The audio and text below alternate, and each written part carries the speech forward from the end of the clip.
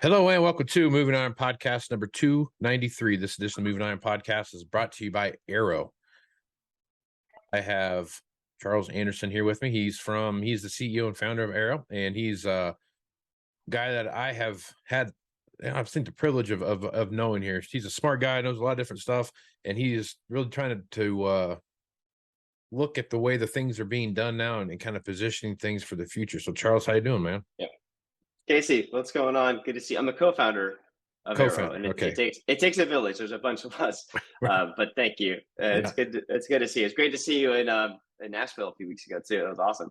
Yeah, I'm glad you could make that down there. I know you had a tight schedule, and I appreciate the fact that you could get out there and give your presentation. No, I loved it. I mean, such good people in the audience. It's a unique group of, say, like-minded people in the equipment industry who are trying to change the business and change the model and push forward. And so it always makes for a fun conversation. Yep. And you know, the reason that we try to push and change so much is because of what our customers' demands are and what that looks like. And I think you can see that when I first started doing this back in 2000, I got in the actual equipment business in 2006, and I had a few other jobs that kind of led up to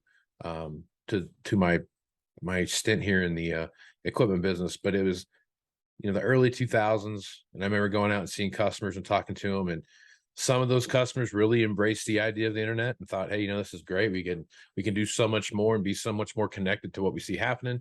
Our the way we do business now is becoming easier and easier to have contact with our customers. And some, had the internet's a fad and it's going to go back to the way it was. And I'm sure somebody somewhere said, the tractor's a fad. We're going to be sticking with horses forever. Actually, one of the CEOs of John Deere did say that. So, a long time ago. So, that was one of those turning points of time. And I think what you see now, with what Tesla's doing, with how you buy houses now, so much of the stuff that you're doing is so internet driven, and the way that you deal with your customer, way you look at your customer, those kind of things. I've said for a long time, I always wanted my goal to be I want to be the first guy to sell a combine on Amazon. So hopefully that'll happen, and I can put my name in history for that. But I think it's not that far away that I can, do something like that and talk and do that. But so yeah, I think it's such a fascinating. Yeah, it's just such a fascinating shift with what we do. And I wish I would know why. I don't know if it was because of COVID or because technology caught up or something, but I've been studying the metrics with how this buying behavior has changed for 10 years now. And everything is different from before COVID and after COVID. And I don't know if that's because the baby boomers are getting older and their kids are now starting to make purchase decisions, but something has really turned where people are starting their search for equipment on their phones. And when that happened, all the math changed. And so it's interesting. I don't even look at it as internet or not anymore. It's a given that the majority of people have some version of a smartphone today. Yeah. And so that's kind of a given. And so it's more of a like, how are you doing your research to figure out what you're going to buy? And that's going to dictate the next step much more than internet or not. That to me is an absolute foregone conclusion. I don't know. What do you think? I still run across a customer too, still have a flip phone, and they're fighting that tooth and nail, but they may have a flip phone, but somebody in their organization somewhere has the smartphone and understands how to use the internet and understands the power of what's going on around them. They're just more directing that customer around. From a podcast perspective, you can look at my podcast numbers, and my podcast numbers go up between April and June. And that's planting season and early in harvest. They taper a little bit and they start to pick back up during fall harvest. And you see the same peak there, and you see that same peak kind of ride all the way through till about January. Then you start seeing some people kind of fade off. But it's the same spectrum that you see the buying pattern too. It's the same thing. So it shows you that more and more people are in the cabs of these tractors that are, for all intents and purposes, fully autonomous. They just need to have someone monitor inside the tractor. And, they are out making those buying decisions. You see people doing that. It's not like they're just in there watching movies or whatever. They're doing stuff while they're in there, listening to things, looking stuff up on the internet, all these different things they have going on around them. So you're I have a right. I question mean, for you on your flip phone customer, mhm. or customers, however many it is. Um, do those customers text from their flip phone? Yeah, they will. They don't like doing it, but they will. Yeah. Yeah. So, in today's market, you can, as you actually, I quoted you in my presentation at Moving Iron. You Mhm. closed a multi-million-dollar deal over text message in 2021, right? Right. Yep. So that's me. That maybe smartphone was the wrong way to say it. Maybe cell phone is the right way to say it. Is that people are using their cell phones today to figure out what they're going to buy and how much they're going to pay. Would you agree with that, or do you see it Oh, differently? 1000%. I mean, yeah, what you're carrying in your pocket is not just a phone. That's just such a small part of what it actually is. I mean, um, it's a bigger, it's a mini computer in your pocket. I mean, you can do all the stuff on my cell phone. I have an iPhone, so everything on your iPhone I can do Mm-hmm. for the most part I can do on my Mac. Right? There's a few Yeah. things you can't do, but I mean, for the most part, I can do an Excel spreadsheet on my phone. I can just look at stuff on the internet and all those kind of things anymore. Like a funny thing, my wife and kids and I were sitting up in the living room last night talking about something, and we were trying to remember a fact, and I don't remember what we were talking about. And I looked at all of us, and we all had our phones within arm's length of where we were at, right? And I'm like, how about just somebody pick that up and Google it real quick, and then we could figure it out real fast. I mean, the world, the information of the entire world is at your fingertips. Right. I mean, you just you Right. And type in how, numbers and you're yeah. good to go. And how you consume that information is personal preference. If it's an article you're going to read, if it's a Sure. video, if it's pictures, like there's filters at the top of Google for you to consume the information with how Yep. your brain works best, which is crazy. Yep. It's totally there. The information you need to solve whatever issue that you're looking at is literally at your fingertips. And just like you said, if you need to see videos, like YouTube, I don't watch YouTube for anything much other than trying to find if I need to fix something, I'll Google it, Yeah. and go to YouTube and how do you fix or whatever, and kind of run through the things. And it's amazing what you can find there. How much information is there for free as long as you can do what they're asking you to do. And just getting that information out to people, and the way it's done now is, I doing something with my son's truck the other day. I don't remember even what it was, an electrical thing. I don't even remember what it was, but there were like 40 videos on the exact same thing by 40 different people showing you how to do Right. the exact same thing. And it was all from a different angle. So I think I watched 25 of them, and they're quick 2 minute to 5 minute videos on how to do whatever that I was doing. But just that was, you think about that, you put that into true dollars, that probably saved me 200 or $300 of diagnostic Right. time at the garage, to getting my son's truck looked at. So, No question. what I mean? So it's little things like that that add up so quick. Then it's just there for the taking. Yeah. And the people who create the videos are very enthusiastic about what they're doing. Like they love their equipment. They love their process. They are, sometimes they're paid for doing it, but most of Mhm. the time they just like creating the content in exchange for a thumbs up on their Yep. video. It's Yep. crazy. Yep. So it kind of comes back to how as a dealership, how do we capitalize on that? Here's Yes. some free for something down the road that we need to capitalize on that. And I think that's something like, like the slide you have up here of Elon Musk. He's done a good job of capitalizing on, here's a little bit of free, and then here's how I'm gonna make my money. And I think Mhm. you're starting to see more and more of that, where people, it's almost like a partnership of sorts. I mean, I know always buying is always a partnership, but it's more of like a real life. I'm gonna do this for you, you do this for me, and we'll meet in the middle, and we'll both be happy. And it's kind of that partnership, I guess, is the best way to put it. Yeah, and I had this slide up because I really enjoyed the conversation at this year's Moving Iron Summit, and thanks for the privilege to speak again. I had a lot of good follow up questions on the topic of what does the future of the dealership look like. And I don't own a dealership. We're not a dealership ourselves, but we have been delivering software for dealers for 10 years now.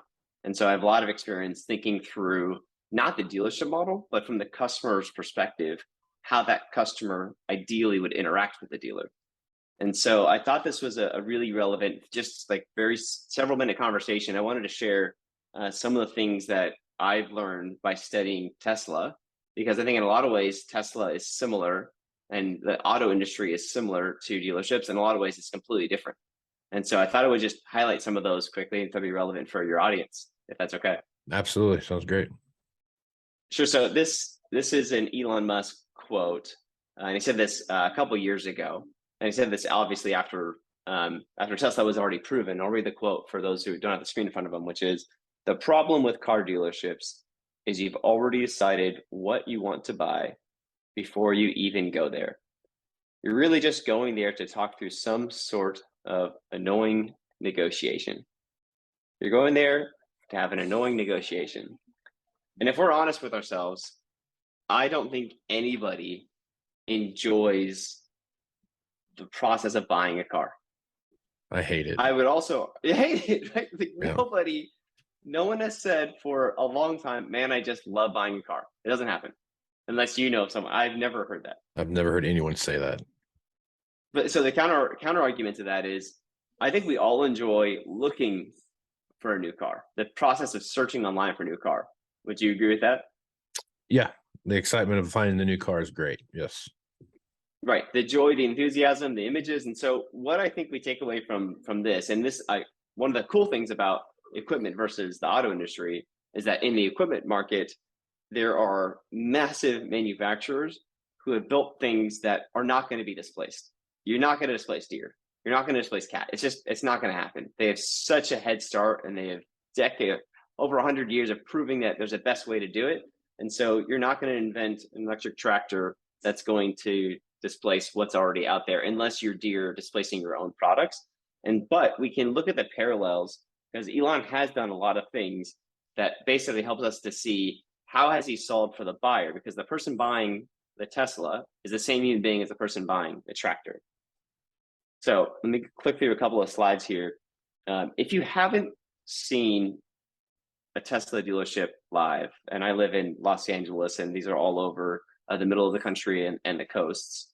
If you haven't seen a Tesla dealership live, I'd encourage you to go to a mall in Los Angeles, in New York, and walk through this experience. And when you walk into the Tesla experience, and I know that Deere is working on something like this as well, walking into a Tesla dealership is like casual shopping at the mall, where you're going not to order the car, but to window shop what the vehicle's like. Have you ever been to one of these Tesla dealerships? I've walked by them several times, but I've never actually been in one. It's wild. Like Then you know why? You know why I've never been in one?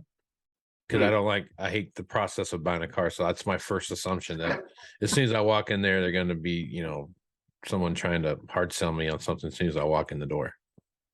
So funny. So I've never bought a Tesla before. I have gone through the experience, and I do know that you actually, if you were to walk into a Tesla and you were to buy one, and I'll show you what the process looks like, it's all digital. You actually sign the loan docs inside the Tesla on the screen.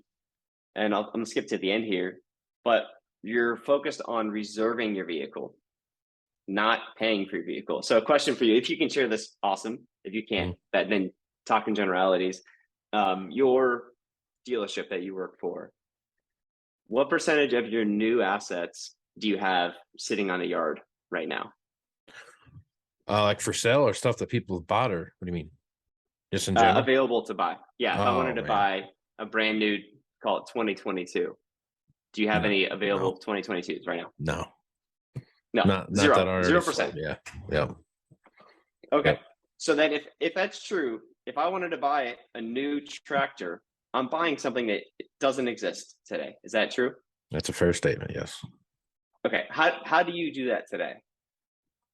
You go through the whole quoting process and the building of the equipment online there, and you send a quote to the customer and they look it over and talk about the trade-in and those kind of things and go through that process. And then when you get to the end, you send it to them, and more times than not, you do an electronic signature type of deal, DocuSign type of thing. But yeah, it's very I mean, yeah, there's multiple steps to it. It's not as easy as just pulling it up online and checking a box. No. And my point of that is to show that Tesla figured this out years ago. Meaning what you just described, Tesla figured out probably 7 or 8 years ago, which was I can sell assets that I don't actually have. If I show you a picture of an asset, a PDF, or just a picture, if I show you something virtually, or I let you touch one tractor, one Tesla, that's enough information for you to make a decision to buy. You're doing this right now all day long, Casey, where you actually are also selling things that you don't have available based on information about the machine. Is that fair? Yeah, but I'd also say the reason we don't have machines set in the lot right now is truly a supply chain issue.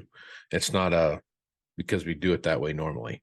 If this was any other year, we'd have, we might have 8 or 9 tractors out front for you to come look at and buy at each store. You might have 2 or 3 combines sitting out there, those kind of things. I mean, so typically we wouldn't have like one machine sitting out there like this is what it looks like and we can order yours online. It wouldn't necessarily be like that. It would be more of a, here's what we have for inventory.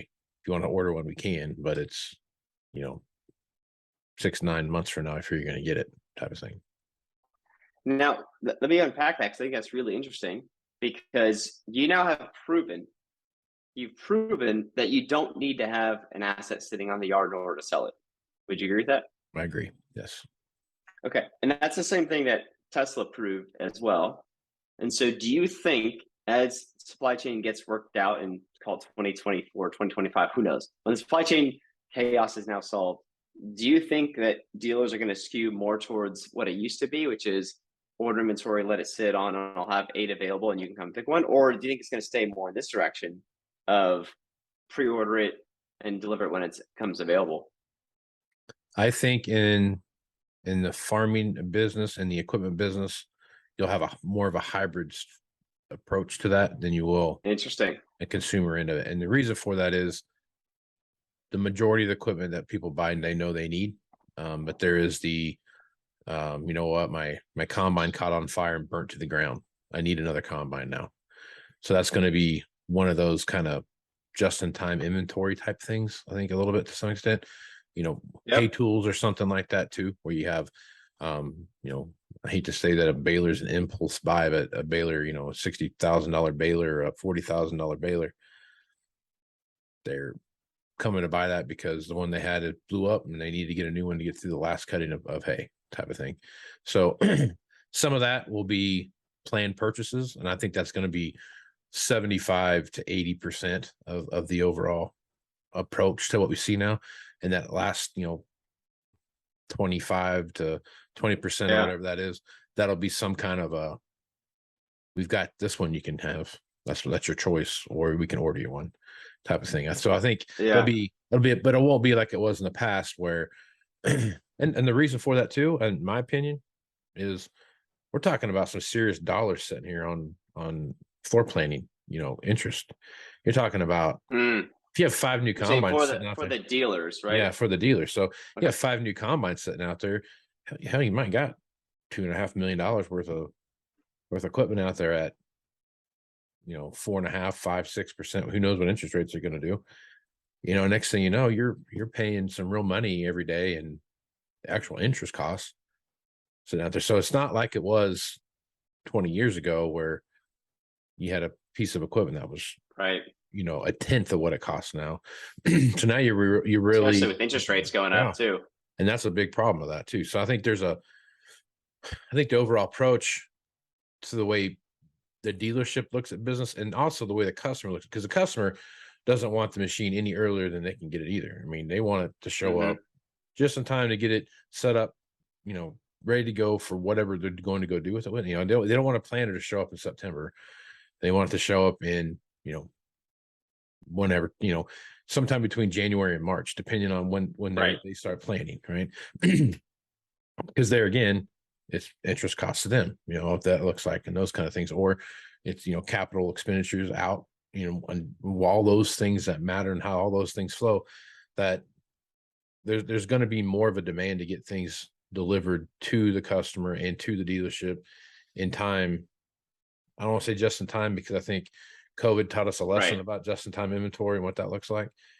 But it's going to be more of a seasonal approach of when to start manufacturing that piece to get it out to the customer at the right time. And I think, to your point here about those kind of things, that's going to be more thought out than just showing up one day saying, hey, you know what, I need to get a $300,000 something. The So quote unquote cheaper stuff, yeah. $75,000 less. I think those will always be kind of a quote unquote impulse buy stuff, but the big ticket stuff will be way more thought out than I think it's been in the past. So if you, I want to separate and better understand what you're saying, because the customer who's doing the impulse baler purchase, is Mhm. that same customer doing an impulse tractor purchase, or is there almost no such thing as an impulse tractor purchase? Probably not on the tractor. The baler Okay. impulse thing is because something happened. Either Okay. they catch on fire from time to time, or it could be just such a catastrophic failure that they want to get it fixed, but they just don't have the time to get it fixed because it broke because they were using it and they need to get the Yep. hay bale that they're working with. So those kind of things I think are more on that.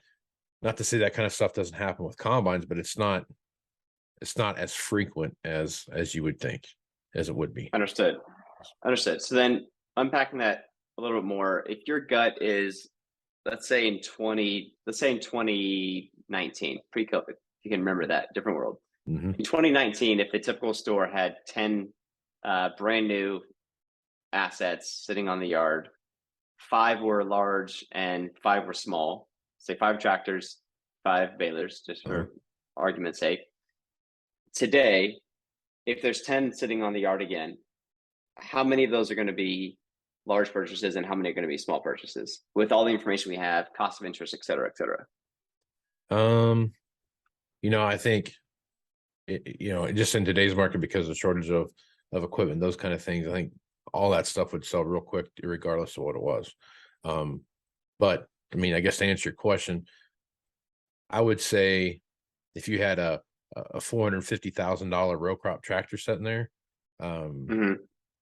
that just showed up and nobody's name was on it, and then someone came and looked at it and said, you know what, I want to get that machine.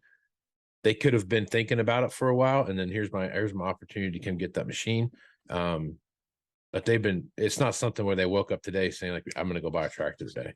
It's, they've had that process in play, trying to find the one they want Yep. up until this point. And then, lo and behold, here's the one I've been looking for. I'm ready to make a move on this one. Um, Yep. most of that stuff is bought. And this time of the year too. I mean, it's, end of the year, tax season, all that kind of stuff. So there's a lot of guys looking to buy stuff for tax purposes and those kind of things too. So there could be some of that, but it was something that they had penciled into a budget of some sort, varying levels of advanced budgeting practices. But I mean, there's that had been on the forethought of their mind for a while. Got it. So you would say, and putting words in your mouth a little bit, but we all as an industry have gotten better, both the customers, the end user buyers, and also the dealers at forecasting because we've had to. Would you say that? But yeah, because of the circumstances that we're in. Okay, Yeah. that makes sense. And would you say because of that, we're moving closer to just in time, not further from just in time? Like we're more to just in time manufacturing and delivering than we were before? Yeah, I'd say so. I think we have kind of set the table for what the new norm looks like when it comes to ordering equipment. And Hmm. I don't think that I just don't see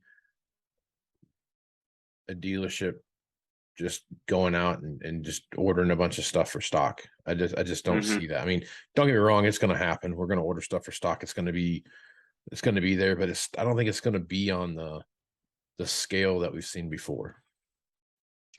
So I think that's fascinating. That's kind of where I wanted to get us to, was there is now a structural change with how we as industry think about what's in stock. And everyone has an incentive to be better at forecasting. Everyone has an incentive to make sure that we're only manufacturing what people need. And as soon as we manufacture and get it to the yard, it's being moved as fast as possible. And the majority of that ideally is being thought through ahead of time. And to me, and everything that you said, Casey, was all about the customer experience. You talked about their buying cycle. You talked about their payments. You talked about they didn't wake up and decide they want a tractor. You talk about unless they had a fire on the combine, they need a combine. And so there's some cushion in there you need to think through. But to me, all of those things line up squarely with what Tesla solved already, which is educate the customer about the product. And when the customer is ready, get the product into their hands as fast as possible. Tesla has not done this perfectly, by the way. There's so many stories of Tesla's product shortages and delays, so they're not holding them out as a gold standard. What I am pointing to is Tesla is bigger than the largest auto manufacturers in the world by a lot. Bigger than Honda, bigger than BMW, bigger than Ford, bigger than GM, bigger than Volkswagen, bigger than Toyota. But they make a lot less cars. They're more valuable than a lot of these companies combined. I mean, they're over 10 times more valuable than Ford, over 10 times more valuable than GM. And so the whole point of going through this exercise was to get to this kind of punchline, which is the thoughtfulness that you're bringing to the customer experience is the same thoughtfulness that Tesla brought to their customer experience. That allowed them to, as close as possible, get to just-in-time delivery by pre-selling the machines based on what customers actually want to buy. And so my point of view is that this will shift how we think about holding things on stock. And the buyers have already changed how they're researching and deciding what they're going to buy next. That's kind of my point of view. Curious if you agree or disagree with that, but that's my early conclusion on this. Yeah, I mean, I think I think we're seeing that now. I mean, especially with the generational shift that we see happening across the entire spectrum of any industry right now. I mean, I had this conversation with my mom. She came out and visited me here this last week, and we were talking about. I don't remember what we were talking. We were talking about generational thing. I don't even know how we got on the topic, but it was one of those conversations I had where I was sitting here. I was like, when you had the difference between your grandparents and your parents as far as technologically advancements go in life, there don't get me wrong, there were some very major things, talking from horses to cars. I mean, that was probably the biggest thing that happened there, but there's a big leap there. But if you start looking at in mechanization, those kind of things, when you look at the same leap between your parents and your generation, there wasn't like there's a huge leap in any really magnificent change in the way you lived your life from the way your parents lived it to the way you lived it, right? Like there was no like today, now we're talking like me and my parents' generation, there's a distinctly different, but they're living in the same situation that I'm living in now, right? So they're living in the same kind of social media of texting things and everything else.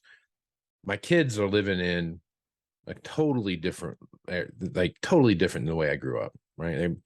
When I grew up, there was no, I mean, you just went away and you ran around town all day, and then you came back, and no one was really concerned if you got hit by a car or no one really. I was like, no one was that worried about what was going on with you.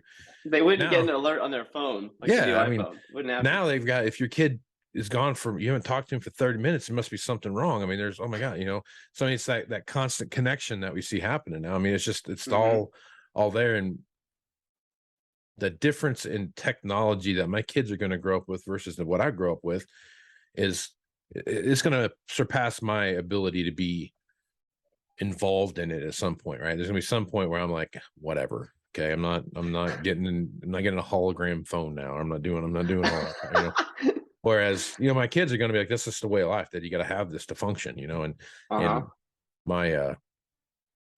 hear my parents say all the time, like, you don't need to have a phone to get around. Like, well, when kids are communicating with their friends anymore, they're not doing the same way of communication that I did when we weren't going out and driving around town on Friday night. We did that kind of stuff you're not doing that now. They do it to some extent, but it's not really the same functionality. So I think this generation that we have they want something totally different than probably what they even know, because of the way technology is speeding up and how it functionally wraps around in your life. I think that's a totally different concept for my generation, the generation that I'm in, and especially my kids' generation, I mean, it's going to be such a dynamic change in the way technology, the way you buy things, the way you communicate, the way you do anything. I mean, if you live in the right city, you don't even have to go to the grocery store anymore. They just deliver it to you. I mean, it's just, you order online and it shows up. And the information, the information that you have now is completely different. It's night and day. Like we know, how long it takes to manufacture fill in the blank, how long it takes if you order an apple online, you know how long it takes for that apple to be delivered to your house. People used to go to the grocery store and you'd see them in a few hours. You'd know where they were. You couldn't find my iPhone to track them. It's just, there's so much information that is now captured and organized and digested in simple ways for us to figure out when we need what we need, when we want what we want. I don't know. It's a fascinating shift. That's a good analogy with your mom. So does she have an iPhone? Yeah, she got like a Samsung, whatever that is. But I mean, but it's the same thing. I mean, she does everything on that phone. I mean, it's just the way it is. I mean, there's no turning back. But I think it was, I remember what it was. We were talking about the next generation of the place where she works were coming in and they're wanting to put everything on Excel and, make it all automated and this, that, and the other thing. The people that work there were like, why would we do that? It works fine the way we got things rolling now. And I go, well, I hear you, but there is an easier way to do it, and so it was a good conversation. It's because we as customers are unwilling to have a bad experience. We're unwilling to let my smartphone take 30 seconds to load. It needs to happen right away. I'm unwilling to let that happen. And so I'll be fascinated to watch over the next 10 years how that unwillingness will show up with how fast we expect our people to respond to us. How fast I expect my quote to come in. I expect digital signatures now. I'm not willing to do physical signatures unless that's a special request. That's unique. 10 years ago, everybody wanted physical signatures. They thought it was fraud if it was digital. Right. It's amazing how it's changed. And, I think there's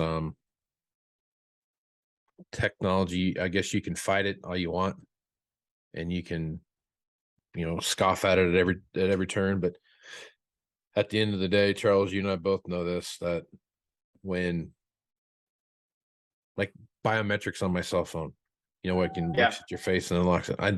To me, that was the dumbest thing on the planet, because now somebody somewhere has got my biometric measurements and oh my God, they're going to go do whatever. And I started thinking about, like, first off, I don't know what are you going to gain by understanding what my biometrics of my face looks like? But I mean, it's just one of those things where I didn't want to do that for a long time because I didn't really trust where it was doing. Now my kids, on the other hand, right away, like, why would you not do this? They don't care. Ridiculous. It's just because it's theirs. You might as well take advantage of it. And I'm like, oh, there's repercussions to all this stuff. You kind of have to understand what it is you're doing. But I think that's the difference in growing into technology and growing up with technology. I think those are two different things that you're looking at there. I mean, there's when you've only been immersed in that the whole time, your entire life, your ability to adapt and change the technology is nowhere near as hard as if you go from having a flip phone to. I used to think texting was the dumbest thing on the planet. Why would I text you when I can call you? That is so stupid. And now I had that same thought. Now like, why would I call you when I could text you? we have data, and we'll get into this over our next few conversations on how we have tools to help dealers move more online and sell more digitally. But we have data that shows that someone is 40% more likely to respond to a text than a call. Yeah, I believe that 100%, because I'm guilty of it too. People have called me and I've just texted them back. Hey, I'm in the middle of something right now, but what's up? Can't talk to you right now, but text me. Yes. Give me the point. Scary. Bottom line is for me. Yeah. Bottom line is for me. That's part of that other side of the technology thing too, is that because you remember what dial-up was like. I got internet. My girlfriend had just got internet at her house, and I was over there doing a report or something like that. And I remember the page took like 2.5 minutes to load. And I thought that was the coolest thing ever, because I couldn't have found that information in 2.5 minutes in a book. It would load like 1 inch at a time, slowly from top to bottom. And you could see a little bit more and a little bit more. Yeah. A little bit And more. now if that happens today, you're calling your internet provider going, what's the problem? Oh, What you are you are guys doing to address pissed. this? Yeah, just so You're fired up. demanding So a yeah. refund? Yeah. Yeah. Like the same, but the same thing is happening with our experience of how we buy Yep. things.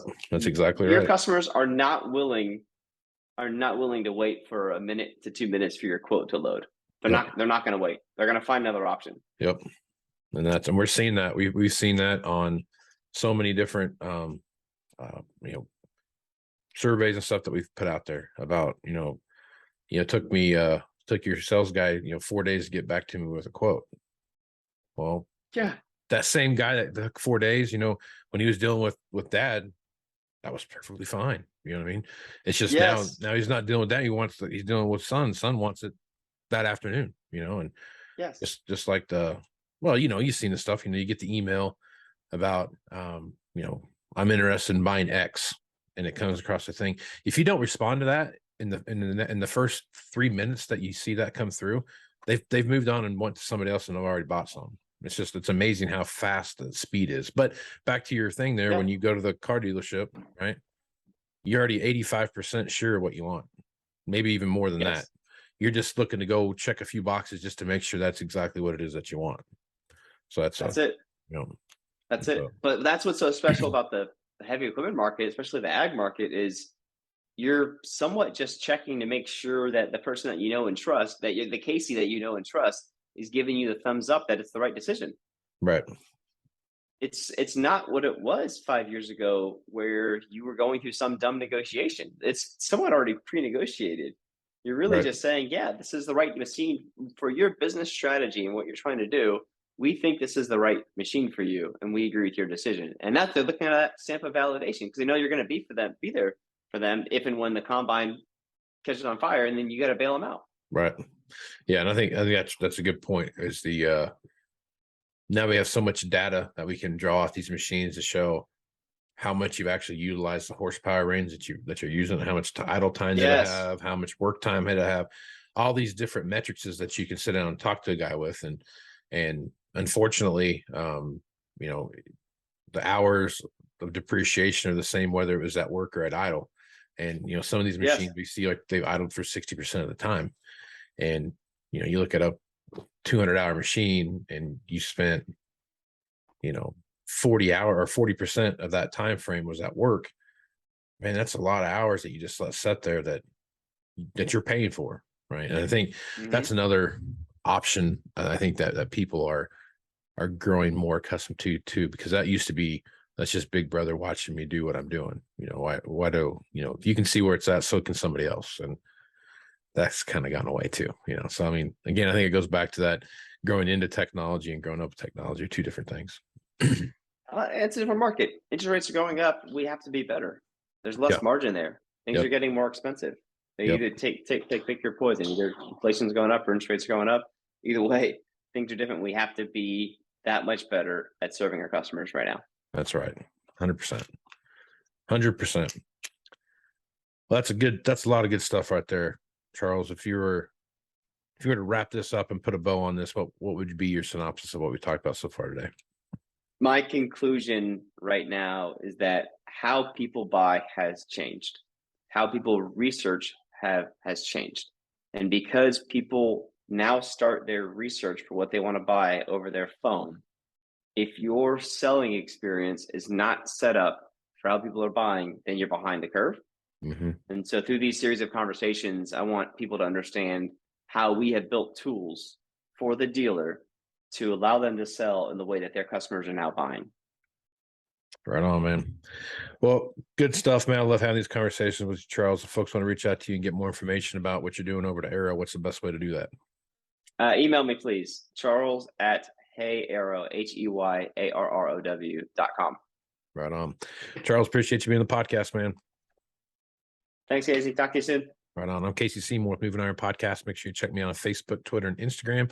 You can find the latest editions of the Moving Iron Podcast there. You can also go to MovingIronLLC.com, and you can find everything Moving Iron related there, latest blog posts, latest everything there. So all the information for the Moving Iron Summit is coming up here in Nashville, Tennessee, September 11th through the 13th. That's already been booked for 2023. So check that out if you're interested in doing that. That'd be great.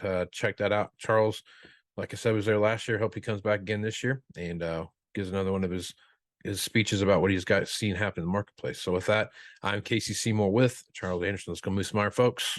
Out. Moving higher in the 21st century. Hardworking people working hard for you and me. Moving higher, time and time again. Through the years you'll find us here. Moving higher.